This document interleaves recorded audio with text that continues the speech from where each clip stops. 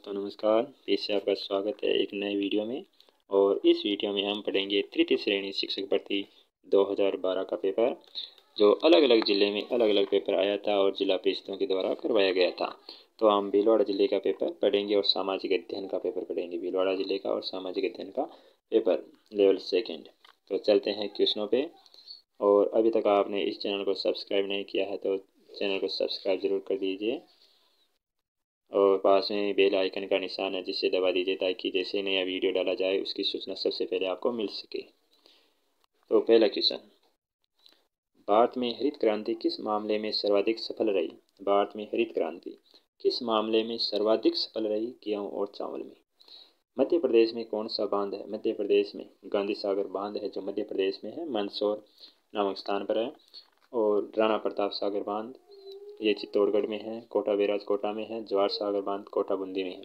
और ये चारों बांध जो है गांधी सागर, राणा प्रताप सागर, कोटा बैराज और जवाहर सागर, ये चारों ही चंबल नदी पर है। और चंबल नदी पर कुल 4 बांध बने हुए हैं, जिनमें से एक गांधी सागर मध्य प्रदेश में है और बाकी तीनों राजस्थान में है। चलते हैं आगे। भारत में ग्रेट ब्रिटेन की सहायता से स्थापित लोहा इस्पात के कारखाने का नाम है। ग्रेट ब्रिटेन की सहायता से, ब्रिटेन की सहायता से है वो दुर्गापुर स्टील प्लांट है, जो पश्चिमी बंगाल में है। और ये ब्रिटेन की सहायता से स्थापित लौह इस्पात का कारखाना है। चलते हैं आगे। 4th नंबर, मैक्स वेबर ने सामाजिक क्रिया की कितनी विशेषताएं बताई?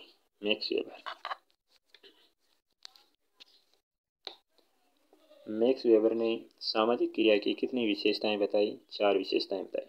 कौन कौन सी वो देख लेते हैं। मैक्स वेबर ने सामाजिक क्रिया के 4 भाग बताए: परम्परात्मक क्रियाएं, भावात्मक क्रियाएं, मूल्यांकनात्मक क्रियाएं, बौद्धिक क्रियाएं। 5वां आगे, कौन सा सुमेलित नहीं है? कौन सा सुमेलित नहीं है? एक तरफ नदियों के नाम है और दूसरी तरफ उसका उद्गम स्थल है। तो चंबल नदी महू मध्य प्रदेश, ये उद्गम स्थल सही है।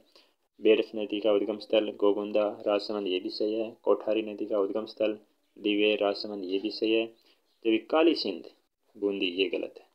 काली सिंध नदी का उद्गम स्थल है जो मध्य प्रदेश है, एमपी, जो देवास नामक स्थान है, देवास एमपी में है। तो ये काली सिंध नदी है, जो काली सिंध नदी बूंदी, ये गलत है। चलते हैं आगे। वह व्यक्ति जिसने संस्कृत भाषा के व्याकरण निर्माण में महत्वपूर्ण भूमिका निभाई, वो कौन है? तो पाणिनि है। और पाणिनि ने अष्टाध्यायी नामक व्याकरण जो ग्रंथ है एक, वो लिखा था। अष्टाध्यायी नामक ग्रंथ की रचयिता कौन है? तो पाणिनि। और पाणिनि का जन्म जो हुआ था पेशावर के पास सालातुर नामक ग्राम में हुआ। चलते हैं आगे।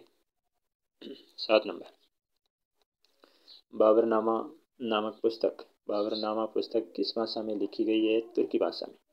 उत्तर पश्चिमी रेलवे जोन का मुख्यालय, उत्तर पश्चिमी रेलवे जो क्षेत्र है उसका मुख्यालय जयपुर राजस्थान में। राजस्थान में वह स्थान जो सिंधु सभ्यता से संबंधित है, कालीबंगा, जो हनुमानगढ़ जिले में है।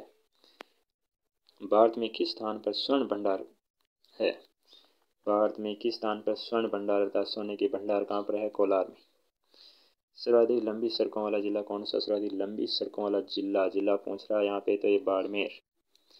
सर्वाधिक कपास उत्पादक जिला कौन सा? कपास का उत्पादन कहाँ होता है? सर्वाधिक श्रीगंगानगर में। चल जाएंगे। 13 नंबर, वर्तमान में भारत के प्रधानमंत्री किस राज्य से राज्यसभा के सदस्य है? वर्तमान में, अर्थात ये 2012 का पेपर है इसलिए 2012 के लिए पूछ रहा कि 2012 में भारत के प्रधानमंत्री किस राज्य से राज्यसभा के सदस्य है? तो उस समय ये असम से थे। लेकिन ये अभी वर्तमान की पूछ लिया जाए तो वर्तमान प्रधानमंत्री जो है श्री नरेंद्र जी मोदी, वो वाराणसी संसदीय क्षेत्र से लोकसभा सांसद है। अभी क्या है? तो ये लोकसभा सांसद है, ये आप ध्यान रखना। पहले राज्यसभा के सदस्य थे असम से, लेकिन वर्तमान में ये लोकसभा के सांसद है और वाराणसी संसदीय क्षेत्र से है, ये ध्यान रखना। आगे चलते हैं फिर। भूकंप की धरातलीय तरंगे होती है।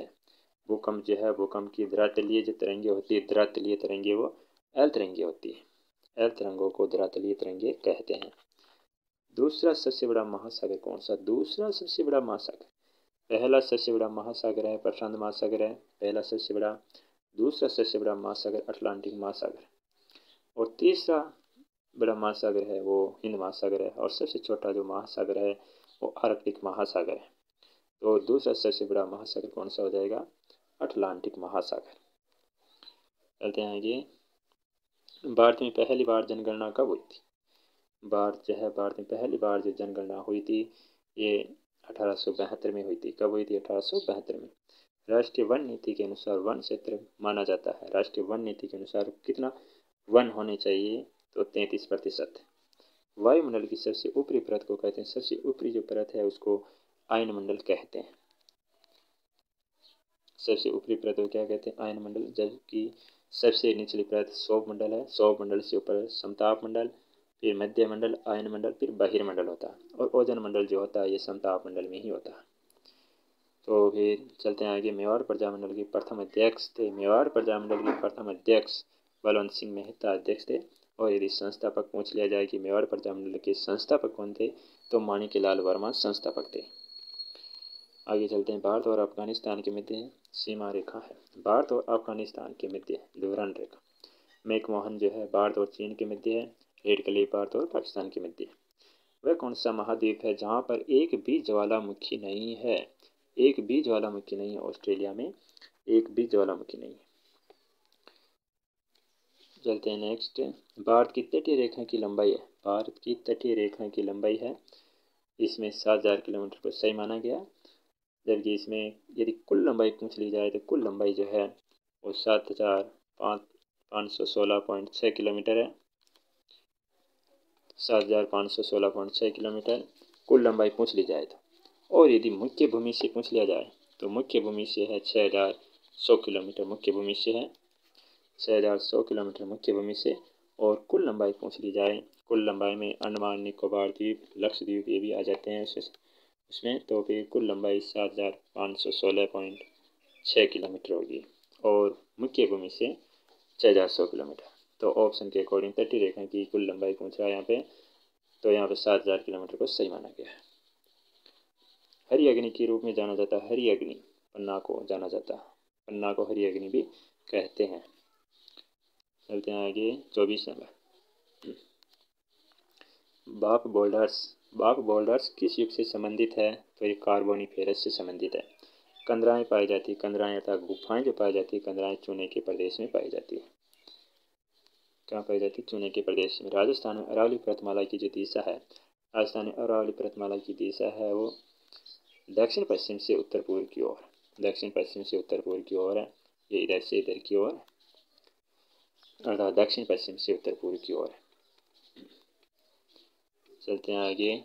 27 नंबर। निम्न में से कौन सी भूकंपीय लहरें सर्वाधिक विनाशकारी होती है? सर्वाधिक विनाशकारी जो होती है धरातलीय लहरें, तरंगे होती है, और धरातलीय जो तरंग है उसको एल तरंगे भी कहते हैं।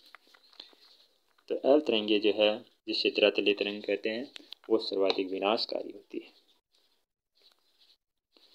तो चलते हैं आगे। फिर स्वर्णगिरी किसका प्राचीन नाम है? स्वर्णगिरी वैसे तो जैसलमेर को कहते हैं स्वर्ण नगरी, लेकिन यहाँ पर ऑप्शन में जैसलमेर नहीं है, तो स्वर्णगिरी जालौर को माना गया है। सही उत्तर जालौर। जबकि जालौर को सुवर्णगिरी कहते हैं। सुवर्णगिरी जालौर, स्वर्ण नगरी जैसलमेर, सूर्य नगरी जोधपुर। तो ऑप्शन में जैसलमेर नहीं है इसलिए स्वर्णगिरी जालौर है, जबकि सुवर्णगिरी जो है वो जालौर है, और स्वर्ण नगरी जैसलमेर है। तो इसमें 3 से है जालौर। और आगे 29 नंबर।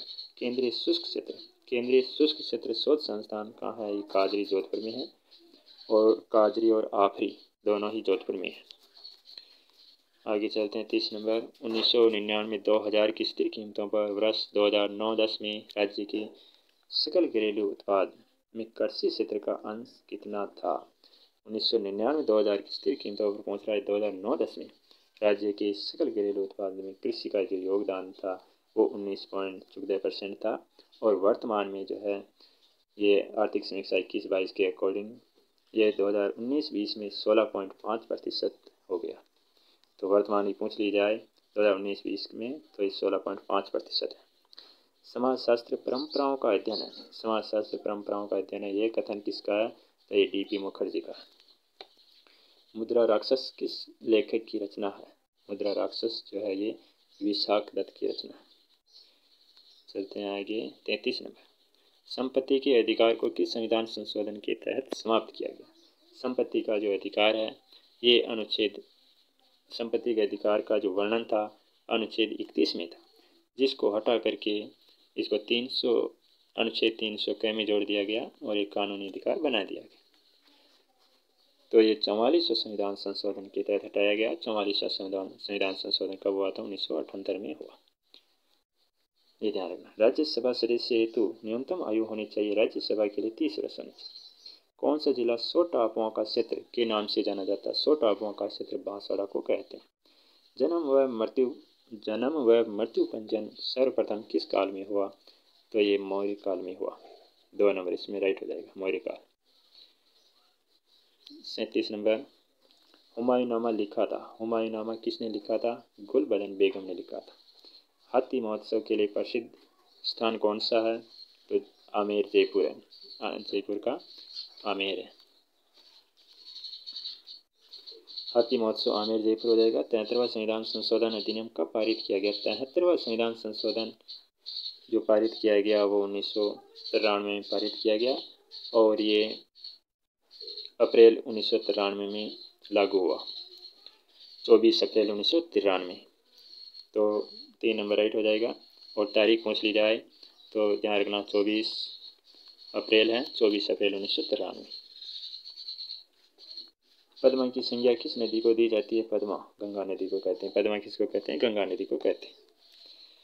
आगे चलते हैं। भारत का पहला राष्ट्रीय उद्यान कौन सा? भारत का पहला राष्ट्रीय उद्यान जिम कॉर्बेट नेशनल पार्क है, जो उत्तराखंड में है। बच्चे की प्रथम पाठशाला जो होती है परिवार होती है। अशोक की घोषणाओं में निम्न भाषाओं में से किस भाषा का प्रयोग किया गया था? अशोक की घोषणाओं में ब्राह्मी भाषा का प्रयोग किया गया था। 3 नंबर इसमें राइट हो जाएगा। चलते हैं 44 नंबर, सेरीकल्चर का संबंध किससे? सेरीकल्चर रेशम कीट पालन से। सेरीकल्चर का संबंध किससे है? रेशम कीट पालन से। जबकि मछली पालन है, मछली पालन को पीसी कल्चर कहते हैं। मछली पालन को क्या कहते हैं? पीसी कल्चर कहते हैं। और दुग्ध उत्पादन श्वेत क्रांति कहते हैं। और मधुमक्खी पालन है उसको एपी कल्चर कहते हैं। मधुमक्खी पालन को क्या कहते हैं? तो मधुमक्खी पालन को एपी कल्चर कहते हैं।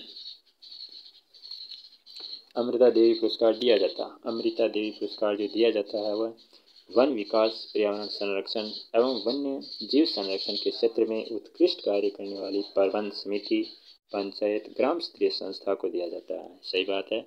और ग्राम स्तरीय संस्था जो होती है इस संस्था को 50,000 रुपये दिए जाते हैं। 50,000 रुपये दिए जाते हैं। और वन विकास व संरक्षण में उत्कृष्ट कार्य करने वाले व्यक्ति को दिया जाता है, ये भी सही है। और वन्य जीव संरक्षण में उत्कृष्ट कार्य करने वाले व्यक्ति को दिया जाता है, ये भी सही है। तो संस्था जो है, संस्था को तो 50,000 रुपये दिए जाते हैं और व्यक्ति होता है, व्यक्ति को 25,000 रुपये दिए जाते हैं। और ये व्यक्ति होता है, व्यक्ति को कितने दिए जाते हैं? तो व्यक्ति को 25,000 दिए जाते हैं, ये आपको ध्यान रखना। तो इसमें 45 में सभी हो जाएगा, उपयुक्त सभी। 4 नंबर राइट हो जाएगा। 46 नंबर,